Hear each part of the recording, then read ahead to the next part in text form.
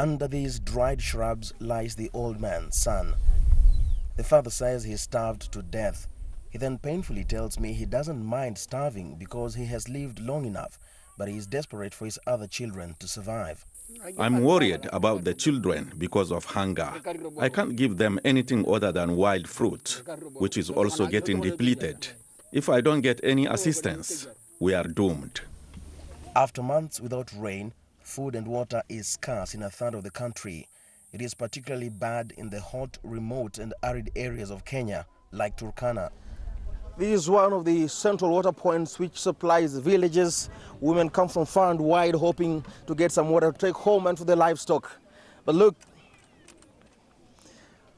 the taps are dry, and that's because, as they tell me, it hasn't rained for months. The drought has now put more than 1 million Kenyans at risk. The most vulnerable are the children and the elderly. My daughter takes care of me. She goes out to look for food. If she gets it, we eat. If she doesn't, we sleep hungry.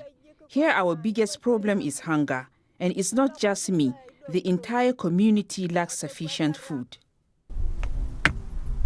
But even as thousands survive on wild fruit and unhealthy water, the Kenya government has insisted the country has sufficient food. An administrator who said people died of hunger last week was reportedly fired for unspecified disciplinary reasons.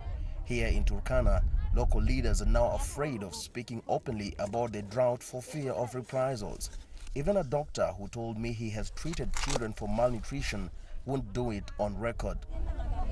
The denials have left many Kenyans confused and angry.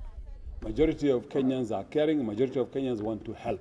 But they want to help where they think their help will make a difference. It will have an impact. Many here say that the hunger situation could have been avoided altogether with proper planning. Local disaster management teams are said to have warned of a prolonged drought as early as September last year. But Kenya's deputy president has said Kenya has sufficient food reserves that will reach all in need once distributed. Meanwhile, the hungry are waiting. Ferdinand Mondi, BBC News, Turkana, Northern Kenya.